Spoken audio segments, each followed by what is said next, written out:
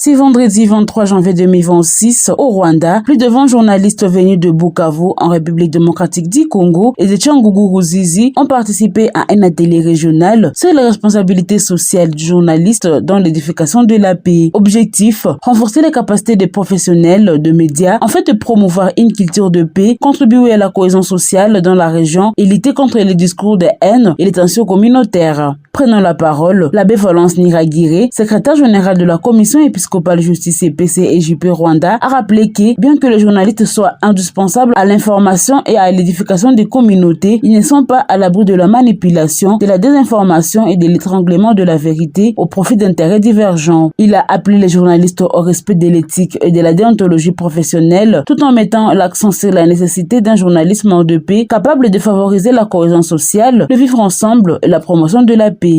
Nous voudrions pouvoir engager dans le reporting sur les initiatives de paix afin de promouvoir des discours qui unissent. Il faut donc une bonne détermination. Soyez vous-même des hommes et des femmes de paix.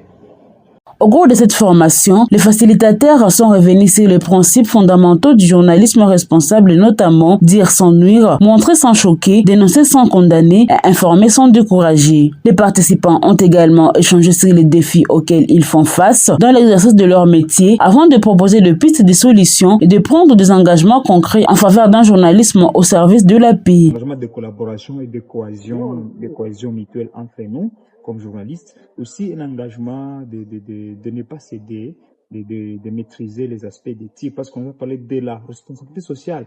Le journaliste qui respecte son principe de neutralité, qui respecte son principe d'intégrité, qui respecte tous les principes, ça fait vraiment la fiabilité et la responsabilité du journaliste. Je pense que je dois m'engager à respecter tout ça et continuer à m'efforcer à les étudier encore davantage. J'ai pris l'engagement de mettre en pratique toutes les leçons apprises dans le cadre de devenir un bon journaliste en pays et de respecter les 4 principes d'un journaliste, notamment le respect, dire la vérité sans nuire, et présenter les faits sans condamner, etc. Et j'ai eu l'impression qu'on diffusait des informations sans avoir beaucoup fait recours à l'éthique. Mais après ces assises, j'ai pris l'engagement et j'ai eu comme piste des solutions, respecter l'éthique et la déontologie.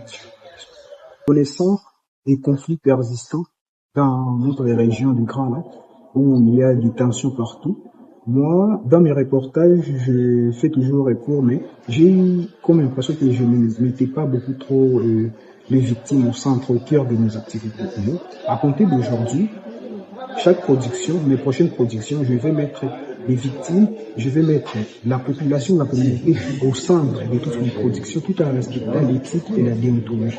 Cette formation s'inscrit dans le cadre de la mise en œuvre du projet Amani Kwetu, porté par la Commission épiscopale justice et paix Rwanda en collaboration avec ses partenaires.